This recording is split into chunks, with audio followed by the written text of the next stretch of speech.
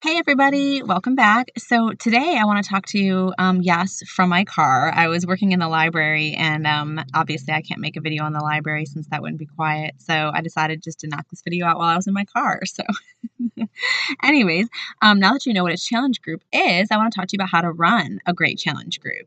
This is such an important topic because the challenge groups are really the backbone of your business. It's the thing that makes us stand apart from, just going to a gym or anything else is these groups. So now that you know the value of them, I want to help you know how to run the best ones possible. I have noticed at the beginning when I didn't quite know what I was doing, or, I started to kind of get into more of the business side of things and didn't emphasize my challenge groups enough, kind of drew a little bit of attention away from them, and my business kind of started to suffer a little bit. So I just can't say enough. As when I started to just like revamp my script and put my all in, people started getting better results. They were more energetic, like the groups were just more energetic and a better atmosphere. And it turned into people getting better results. I could share those results. I got more customers. Everything just grew. My business grew. I got discount coaches signing up from the group. So I would highly recommend that you take notes on this video so that you can run the best groups possible. Okay, so I know it's a little bit overwhelming day one, thinking I'm going to run, my own challenge group, but you won't. The very first one you'll be doing with your personally sponsored coach, kind of like an internship or apprenticeship, if you will. You'll just be posting a week, and honestly, you can just kind of copy and paste from our master script until you get comfortable kind of adding your own voice. So, and we'll talk about that later. But so some ways to run a good challenge group is that you want to first and foremost be the example yourself. So you want to do the challenges that you're asking people to do. A lot of times in our challenge groups, we have a morning challenge, and then at night we do more of an informational post to kind of help them know about soreness and things like that, tips for eating right or eating on the go or staying motivated, the importance of drinking water, muscle soreness, things like that. So that'll be more of a nightly post. And then normally in the morning, we do a really cool daily challenge to get people kind of engaged, interacting. We find that the more that they participate in the group, usually the better that they do. So we really want to emphasize getting them engaged and to not just engage, but to also engage with each other. And they'll all have a better experience overall. They kind of start to encourage each other, and the dynamics of the group are just awesome. You'll know it when you're in one that's not great, and then when you're in one that is, you'll be like, oh my gosh, this is awesome. And then you'll want to replicate that yourself. So these are kind of some tips for you to do that. So first and foremost, be the example yourself. If you are not doing the challenges, it's not really going to encourage other people to do them. So you want to kind of set the example, show them what to do. If it's like tricep dips, how many you can do in a minute, or Flex Friday, take a picture of yourself flexing, hashtag it Flex Friday, and put that up there just so they know what it looks like. Sometimes when they're a new challenger, they're not really sure exactly what to do. So try to get your challenge up as soon as you can in the day, though. We all have busy lives. It's okay. As long as you get it done, that's all that matters. And every once in a while, you'll find the day goes by and you're like, oh my gosh, I forgot to do yesterday's challenge. You're not a terrible coach. You're not a terrible person. Just get it up the next day and be like, I just forgot to post this yesterday. Here's my, whatever, Thirsty Thursday picture. So you want to do the challenges, and then you want to post your check-in every day. So make sure that at night you rate how you did and be honest. Like as coaches, we don't want to set this high standard that's unapproachable, unattainable. We want perfection doesn't really leave any room for people to be inspired. Letting them see your weaknesses and kind of what you do with them and how you work through them. That's the stuff that's inspiring. We are not perfect. I don't need you to be perfect. So just be honest with your challenger. And they'll take a lot more from that, and they'll probably feel better about themselves as a result. So do your best, and when you don't, just show that and maybe find the lesson in it and share that with them. So again, we lead by example in these groups. So you're the coach, but always remember that you're a challenger first and foremost, working on yourself. So when you're in there doing your check-in, posting your pictures, that's going to really encourage your challengers to do the same. You'll notice very quickly that if you stop posting your own check-ins and pictures, I've seen this happen with coaches, the groups are not as good. Their challengers aren't posting. The challengers aren't getting results. They kind of fall away. That means they're probably not going to stand psychology. They're not going to turn into a discount coach or a regular coach, and they're not going to be happy. And this is going to be just another thing they spent their money on that didn't get results from. And that's the last thing that we want as coaches and the last thing that Beachbody wants.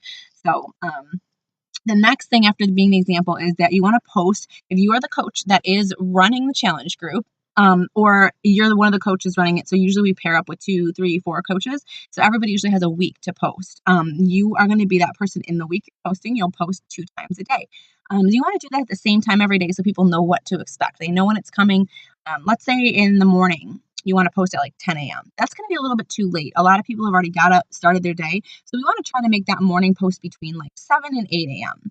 I know for me as a stay-at-home mom, when I was up all night with my son, sometimes I didn't get up until 8 or 8:30 because we'd been up all night. So I had to set my alarm. Or you can use an app that we call Hootsuite, Hoot, Suite. And that one allows you to actually pre-plan posts. You can select the time it'll post. I don't want you to do this regularly or like for every single post, but if you want to do it for your morning challenges so that they're up in time, especially if you're on like a different, all of us are on the East Coast and you're on the West Coast and you want to make sure people see it on time when you're still sleeping. So there's all kinds of options and tools like that you can do to make sure that you're consistently posting around the same time. So aim for 7 to 8 a.m. in the time zone that all your challengers are in. And then at night, you want to try to post. Usually the hot hours on Facebook are between 8 and 9:30. So I always try to have my challenge group nightly post up somewhere around like 8 p.m. And then we have a script that we use, as I mentioned, that you can do at the beginning or that you can use at the beginning. And then as you get more comfortable, you'll notice maybe you're having a really rough day and some self-doubt kicked in and then you kind of overcame that. That might make for a great post. The posts that come from your heart are the best posts. People will relate to them. When you really take some time to kind of think of a post or just share what's on your heart, or you're reading a personal development book and you're like, gosh, everybody could really benefit this. And you take a section of your personal development book and share it, people are going to love that. Also, ask questions, get them engaging. Your post doesn't have to be just informational. You could share a little bit of something of an excerpt from maybe like a personal development book and then say, what about you guys? Like, tell me your top 3 goals for 2016 or whatever it is that plays into that, or, the thing you're most proud of in this group so far, or and that engagement will be really, really good. We want to help people, not just fitness, but overall to leave these groups better people. Okay. So, you post in your morning, the morning challenge, and then you want to check in with your challengers 2 more times. So like lunchtime, and then that might be like nap time if you've got a toddler or you're a stay-at-home mom, and then again at night. And you don't want to just like things, you want to comment on them, engage, troubleshoot. If they're having an issue with something, they don't love their shake, you notice that they're getting a 0 on their shake, or they're rating it as like a 2, or, anything like that, or they're really struggling with food. Ask them questions about what's going on. Offer tips. But if we don't ask, we don't know. So don't be afraid to ask questions. And you also want to comment on everyone's post, not just your own challengers. This is really important because we are kind of creating a team culture in these groups. We all work together. We each post a week and we all support each other and each other's challengers. And that makes just a better group collective energy and, kind of environment in these groups. So also there's going to be times when you're going to have a rough day and you're not going to be able to check in and you're going to have to let the other coaches know, hey, I'm sick, my son's sick, whatever. Can you guys kind of cover for me, give some extra love to my challengers today? And, if you do that, if you've been a great coach, they're going to be happier to help you. But if you're somebody that's only kind of tried to coach your own challengers, they're probably not going to be as willing to really help you out. So you just always really want to be somebody that is just doing your best in everyone, not just your own challengers.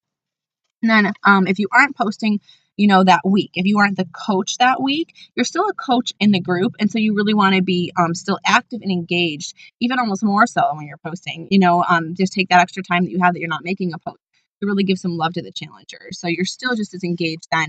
And I might add that this all starts in preseason week. So when a coach is posting in preseason week, I've seen it happen a lot that the other coaches don't really do anything or say anything.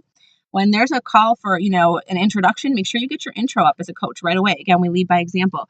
When there's, a call for the meal plans and recipes, get your meal plan for the week and your recipes up as soon as possible. And even when there's just a cleaning video, you might comment like, oh, this video was so life-changing for me as a new challenger, and maybe tag a couple of your challengers and say, I know you guys struggle with food. Definitely check this one out.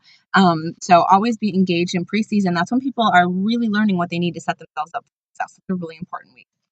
And remember that you aren't just a cheerleader, you are a coach. So even if you don't think you are, yet, or you don't really feel like it yet, I know I didn't as a new coach, you still want to just jump in and coach. We teach what we need to learn. So don't be afraid to just start. Anyone can be a cheerleader, but I want you to coach. So don't be afraid to hold your challengers accountable. That's how they're going to get results. I don't just want you to pat them on the back and say, it's okay, do better tomorrow every single day for the whole round. Yes, it's good to encourage them that tomorrow's a new day if they had a slip up. You don't want to, beat them up and make them feel terrible about themselves by any means. But if you see kind of a recurring theme or they keep getting like a 3 with their food, don't be afraid to call them out and say, hey, I know you're struggling with food. Let's, create a way that we can help you. Let's talk about your meal plan. So you want to coach, hold them accountable, pull them up. You just don't want to be too harsh or critical. We're here to build them up, not tear them down. Reach out to your challengers in personal messages as well. So this means that you are not just, engaging with them in the group. You also want to kind of send a message to your challengers at least once a week, maybe shoot for 2 times a week, as you get more comfortable with the business, but just to ask them, like, how they feel, how they're liking it so far, how their first week is going, maybe on Sunday at the end of the first week, how they did with their first weekend. Weekends are harder. Just check in. That's how we kind of assess. And maybe if you've noticed that your challenger hasn't posted at all or posted much at all, check out and see if they're still with us. Sometimes people aren't posting, but they're still doing everything just as well, but you won't know if there is a problem unless you ask. You also want to give prizes in these groups. That really motivates people to not just join the groups, but to engage in them and to give their all. And again, the more they engage, we find the better their results are, the better their experiences, and the more likely they are to tell other friends and family, hey, this was fun. Like, I had a fun time in this challenge and I won this great prize, and they might post about it on social media, and that might generate some more attraction to your challenge groups as well. So it's worth the investment. I would not get $30 prizes, but we like to do a fun weekly prize for the 3 weeks or a grand prize. You can do both. It gets a little costly as a new coach to do that, so I would probably pick one or the other. The weekly ones are great. You can just do a cute little water bottle that's personalized. We talk about prizes, and you can reach out to me or your personally sponsored coach if you need some ideas. Just little sweaty headbands, things like that. And the way you can do that is to kind of put up a scoreboard. You can create a file and put all their names on there, and it's just explain how, the daily challenge is worth 2 points, the nightly check-in is worth, 1 point, and a post-workout selfie is worth 1 point, whatever. You can determine that.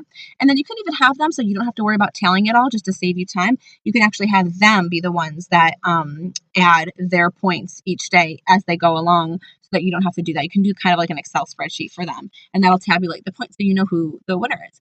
Also, something that we do is just rather than doing all the points, you can also just have a random day that you select, hey, anybody who did the challenge this day, like on a Thursday, I'm going to put all your names into a hat. If you did all 3 of the things, the post-workout, selfie, the daily check-in, and the challenge, then that gives you like 3, or if you only got 2, 1, whatever, and you pull it out on a video that you make, a quick video, draw their name and announce the winner and just post it in the group so that everyone knows who the winner is, and let them know you'll be getting a prize, or whoever the coach that's posting that week is usually the one that also sends the prize that week, that they'll be getting out to them soon.